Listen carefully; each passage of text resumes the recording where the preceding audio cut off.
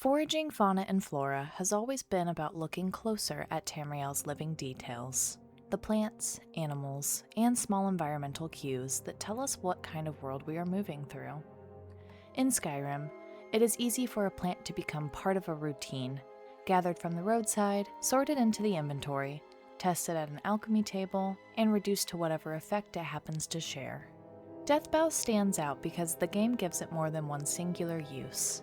The first time I covered Deathbell, I treated it much as Skyrim presents it at a glance. A grimly named flower with poisonous effects, hanging blue-purple blooms, and a natural place among the province's damp and darker landscapes. But the plant does not remain only a piece of Hjaalmarch's landscape. It follows the player into alchemy, into Ingun Black-Briar's efforts to restock Elgrim's elixirs, and into Kesh the Clean's ritual incense for Peryite. Looking closely, it appears again in Plague Ritual and Clever Folk Divination. So today, we are returning to Deathbell to trace the flower from root to reputation, what it looks like, where it grows, why the marshes of Hjaalmarch suit it so well, and how it became one of Skyrim's clearest examples of flora shaped by both landscape and lore. Welcome to Foraging Fauna and Flora, where we wade through the wilderness of Tamriel, unearthing deep-rooted secrets and uncovering mysteries from the majestic mountaintops to the mystical meadows. In appearance, Deathbell is a low-hanging herbaceous plant with green stems, narrow leaves, and drooping blue-purple flowers. The blossoms hang downward in a bell-like form, which matches the name of the plant. Its growth habitat is closer to that of a small wetland forb, a low-flowering plant suited to saturated soils and open marshland. It is conspicuous enough to stand apart from surrounding vegetation, but not large enough to structure the landscape around it. Its coloration and pendant floral form make it visually distinct at ground level, especially against the subdued browns, greens, and grays of Skyrim's wet lowland environments. Skyrim may be a constructed world, but its plants are not always placed as random decoration. In Deathbell's case, there is a clear ecological logic at work. The flower is not scattered evenly across every meadow, hillside, or roadside in the province. It belongs most strongly to Hjaalmarch, and especially to the Drajkmyr Marsh. The Drajkmyr Marsh is described as an immense saltwater marsh formed by the estuaries of the River Karth and the River Hjal, which gives the region a very specific environmental character. Because the Drajkmyr forms around estuaries, it belongs to a transitional water system where river water meets a larger saline body. These environments are shaped by both fresh and saltwater influence, with shifting water levels, settling sediment, mudflats, drainage channels, shallow pools, and saturated margins forming close together. Marshes are not shaped only by moving water. They can also hold slow, shallow, or stagnant pockets where fine sediment and organic matter can settle instead of being carried away. In that sense, the Drajkmyr functions as an estuarine marsh, a wide wetland shaped by river flow, standing water, soft sediment, and a measure of brackish influence. The Drajkmyr provides this habitat at scale, not as a single pond edge or isolated damp patch, but as a broad marsh system that shapes much of Hjaalmarch's character. In this kind of landscape, land and water blur together, with riverbanks, flooded hollows, and shallow pools forming threshold habitats that are neither fully aquatic nor fully dry. These margins are hostile ground in a practical sense: wet, unstable, poorly drained, and difficult to cross or cultivate. Deathbell's placement works because it grows along these edges, rooted in the ground, shaped by persistent moisture and the uneasy meaning of soil, water, and decay. The persistent moisture does more than make the landscape difficult to cross. It changes the ground beneath the plant.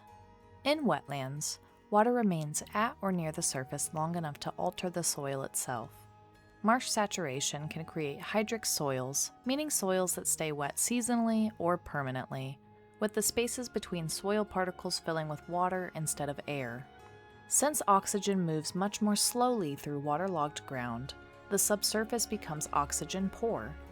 Plants adapted to these conditions must tolerate moisture, soft sediment, low oxygen, and a soil chemistry that would stress many dryland species. Deathbell's distribution is more specific than marshland alone. Its strongest placements return again and again to terrain where water lingers, the ground remains soft, and limited cultivation leaves room for wetland plants to thrive. Agnetafolia's Herbalist Guide to Skyrim deepens this picture by returning Deathbell to the swamp itself. Her account has the texture of field observation mixed with local testimony, how difficult it was to find, and what the people in Hjaalmarch believed about it. In Folia's account, Deathbell is surrounded by stories that treat death as part of the flower's presence. Some claim it grows where unfortunate deaths have taken place, as though tragedy leaves something behind in the soil. Others reverse the relationship and say the flower appears first, drawing people or animals toward danger. Neither claim is proven, but both feel at home in Hjaalmarch. Folia's restraint is part of what makes the passage valuable. She records the stories, but does not accept them as fact, noting that she found no direct evidence for the claims and that the flowers themselves were difficult to locate. The result is a careful division between observation and belief. Deathbell is confirmed as a flower of Hjaalmarch swamps, while the darker stories surrounding it remain part of local interpretation. The same care is useful when Deathbell appears outside the marsh. A rooted plant growing in Hjaalmarch tells us something about habitat, while a loose sample in a shop, apothecary, or stocked room tells us something about use. Once Deathbell is cut from the wet ground, it leaves the landscape that shaped it and enters Skyrim's alchemical trade. Gathered, dried, stored, sold, and eventually worked into mixtures. Those pre-harvested samples show the movement of an ingredient through the province, not necessarily the places where the plant naturally takes root. By the time Deathbell reaches the alchemy table, it has already taken on a second identity. Up to this point, Deathbell can still be understood through ecology, landscape, and local memory. A poisonous flower rooted in Hjaalmarch swamps does not need to be supernatural to feel ominous. The landscape already gives it everything it needs for that reputation. But that explanation is still incomplete. Skyrim does not exist within the limits of an ordinary natural world, and Deathbell's story does not end with botany. Let us now begin to uncover the magical and alchemical power behind Deathbell. The Elder Scrolls universe operates under the assumption that magicka is an ambient environmental force, much like pressure, temperature, or radiation. It saturates the landscape and alters the living things rooted there over long periods of time. Plants growing in stagnant marshes are therefore shaped not only by cold water, acidic soil, rot, and isolation, but also by persistent magical exposure. From an alchemical perspective, Deathbell is one of the most dangerous ingredients in the Elder Scrolls V Skyrim. It is not ubiquitous like blue mountain flowers, nor broadly beneficial like snowberries. Its 4 effects, damage health, ravage stamina, slow, and weakness to poison, all place it firmly on the harmful side of Skyrim's alchemical system. Its damage health effect is stronger than the standard version carried by most ingredients. This makes its entry in the Herbalist Guide to Skyrim somewhat peculiar. Agnetafolia describes Deathbell as very effective in mixtures for boosting one's alchemy skill, even though the ingredient itself does not carry the fortify alchemy effect. The claim is only indirectly true. Its connection to alchemy skill gain is indirect. Deathbell can be used to create valuable poisons, and higher value mixtures grant more alchemy experience. After considering Deathbell as an individual ingredient, it is useful to examine the effects it shares with other ingredients. Deathbell can be combined with 50 other ingredients in Skyrim. The following section lists the ingredients that share effects with Deathbell, organized by effect and separated into base game and add-on ingredients. To produce a poison of damage health using Deathbell, base game pairings include Crimson Nirnroot, Ectoplasm, Falmer Ear, Human Flesh, Human Heart, Imp Stool, Jarran Root, Nightshade, Nirnroot, Red Mountain Flower, Skeever Tail, Troll Fat, and Void Salts. Dragonborn adds Emperor Parasol Moss. Creation Club expands the list with Coda Flower, Fire Petal, Gnarl Bark, Imp Gall, Mort Flesh, Redwort Flower, and Scalon Fen. To produce a poison of Ravage Stamina, base game pairings include Bee, bear its ashes, bone meal, honeycomb, and thistle branch. Dragonborn adds Skaithcrawl and spawn ash. To produce a poison of slow, base game pairings include large antlers and salt pile. Dragonborn adds burnt spriggan wood and trauma root.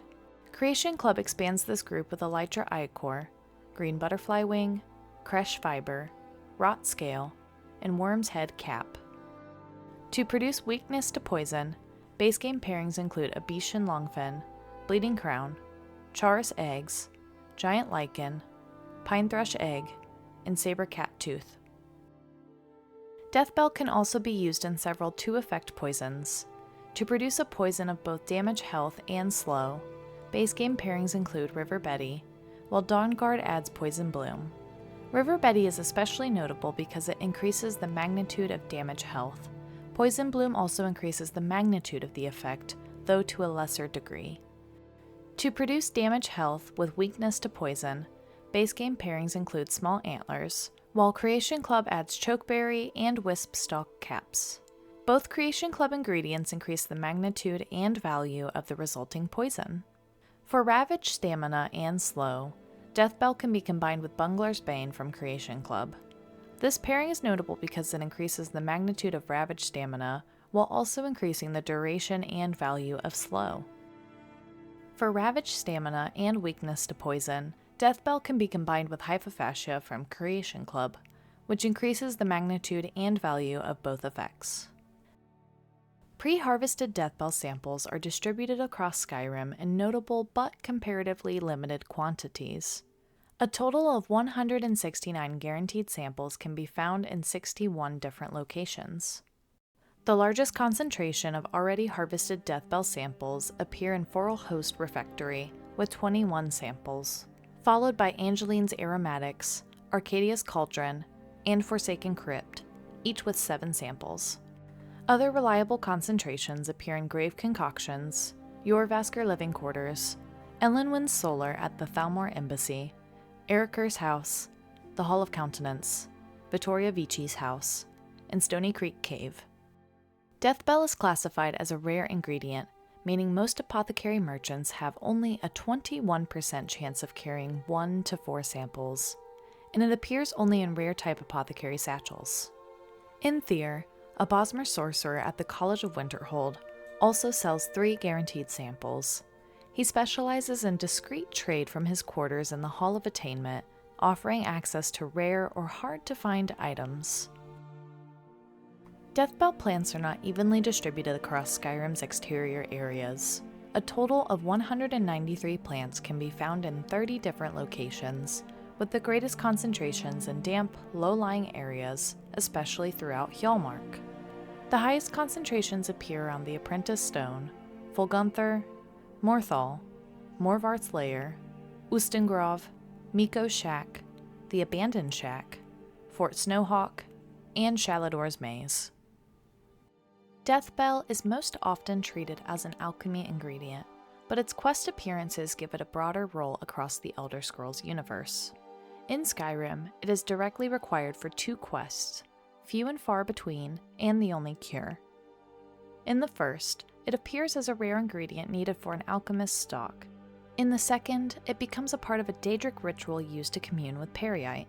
Later material extends that pattern even further, placing Deathbell in Plague Ritual, Dream Memory Magic, and Old Nordic Divination. Across these uses, the plant repeatedly returns to the same territory: poison, sickness, altered perception, and ritual practice.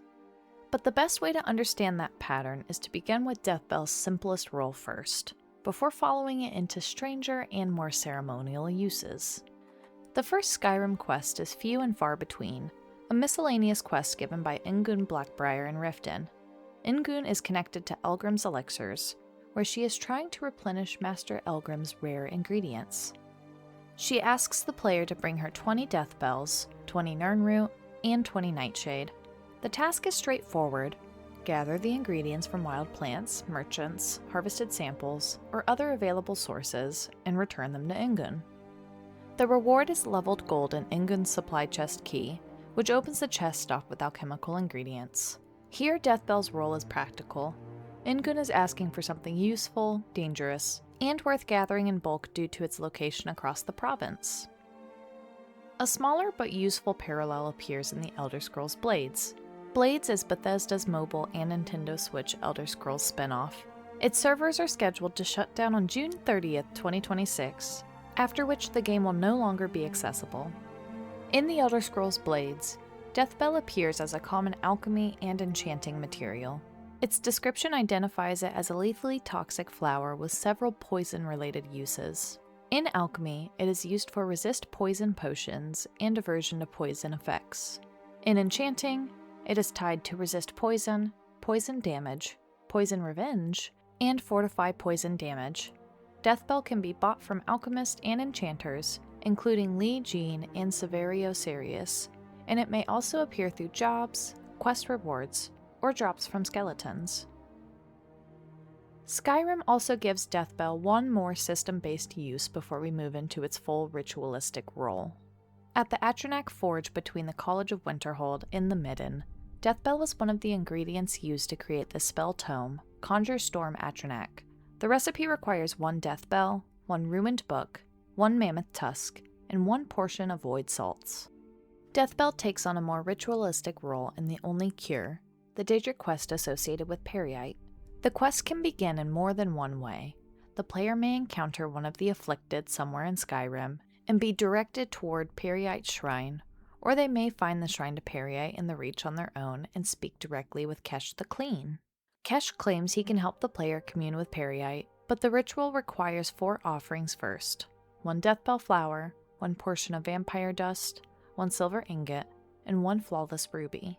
Once the ingredients are delivered, Kesh prepares the incense, and the player inhales the fumes at the shrine. Peryite then speaks and sends the player to kill Orchindor, a former follower who has taken the afflicted into Bethardums and has turned away from his master's intended order. The player travels through the Dwemer ruin, fights through the afflicted and other enemies, kills Orchindor, and returns to Peryite. For completing the quest, the player receives Spellbreaker, Peryite's Daedric artifact. It is a unique shield that produces a magical ward while blocking, giving it a strong defensive role against spells, dragon breath, and other magical attacks. Deathbell's connection to Peryite does not end with Kesh's ritual incense. The ritual sends the player into Bethardums, a Dwemer ruin already filled with sickness, fumes, and contamination through the presence of the afflicted. But the ruin carries another poisonous association as well, one that appears outside Skyrim in the Elder Scrolls Legends, the now defunct digital card game whose servers were permanently shut down on January 30th, 2025. In the Isles of Madness story, Bethardums appears through the Doomfang clan, a Reachfolk clan that occupied the ruin during the early 4th era. The Doomfang are survivors in the Reach, skilled in alchemy and able to use the ruin's machinery, enclosed corridors, and defensive spaces to their advantage. During a conflict with the Imperial Legion, an Imperial spy master named Portia Lauren prepares to drive them out. At the same time, Talim Rind, one of her former subordinates, is being pushed by Sheogorath into sabotaging her efforts and worsening her descent into madness. The Doomfang clan plans to fight back with poison, using a toxin made from Deathbell, Falmer Ear, Nirnroot, and Red Mountain Flower boiled together in a pot. Their plan is to deliver it through Dwemer Animanculi, turning the old machines of Bethardums into carriers for alchemical warfare. Talim intercepts the message before Portia receives it, then plants false intelligence suggesting the toxin can be countered with sacred flowers from a grove of Mara. That false hope leads Portia into another disaster. Believing the flowers might save her soldiers, she tries to take them from the priestesses of Mara, who refuse to surrender them. The Legion's alchemists later refine the flowers into a gas meant to counter the Doomfang toxin, but when the 2 gases react, the result is not a cure. It causes an explosion that kills most of the Reachmen and Legion soldiers involved. What begins as an attempt to survive poison with an antidote becomes another catastrophe shaped by bad information, fear, and alchemy turned into warfare. Although this is a separate incident from the Only Cure, it still deepens Bethardum's connection to Deathbell. The flower has now appeared in Peryite's incense, in the toxic history of Bethardums, and in the idea of poison becoming something carried through the air. That Peryite connection also continues beyond Skyrim and Legends. In the Elder Scrolls Online, the book Deal with a Daedric Prince is presented as a testament of Rendril Thurano, a healer of Tyr, around 2nd Era 573. In it, Rendril describes a plague that struck the city after a series of unnatural signs: cold summer nights, heavy rains, flooding, foul water, miasma, sick livestock, and eventually sickness among the people. At first, the healers tried to answer the plague with ordinary remedies. They used spells, poultices, and potions, but the disease continued to spread. Supplies began to run low, nearby settlements refused to help, and the healers themselves started to fall ill. With no other answer, Rendril searched through older texts and found a ritual for calling on Peryite. The materials named in the ritual are vampire dust, silver, a death bell, and a ruby. This closely matches the offering used in Skyrim's The Only Cure quest for Kesh. In Rendril's account, Peryite appears as a ghostly skeever. Rendril bargains for the plague to leave Tyr for a year and a day. The quest is granted, but afterward Rendril begins to suffer the signs of Peryite's affliction himself. Because Deal with the Daedric Prince is written from Rendril's perspective, it should be treated as his account of events rather than a fully objective record. Even so, the parallels are hard to ignore. The same kind of ritual formula appears in another era, another province, and another outbreak of disease. Rendril uses it as part of a last resort when medicine has failed and the city is already collapsing under sickness. But the Elder Scrolls Online does not leave Deathbell only in Peryite's shadow.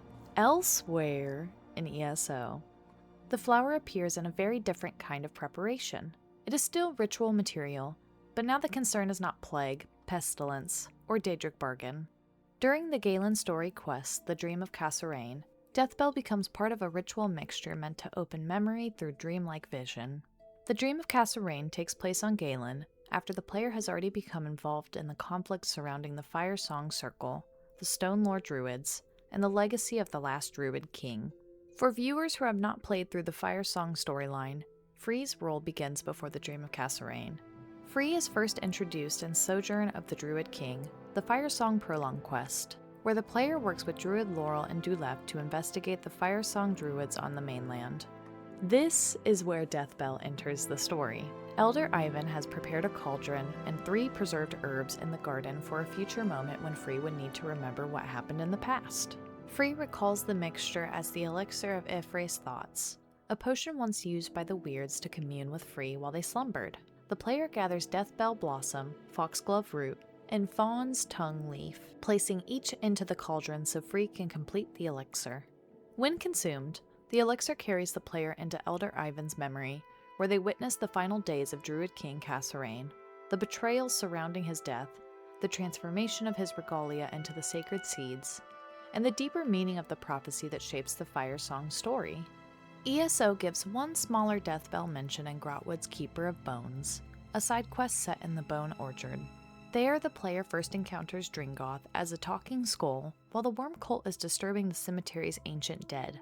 The quest involves recovering the rest of his scattered bones and uncovering what the cult is doing beneath the orchard.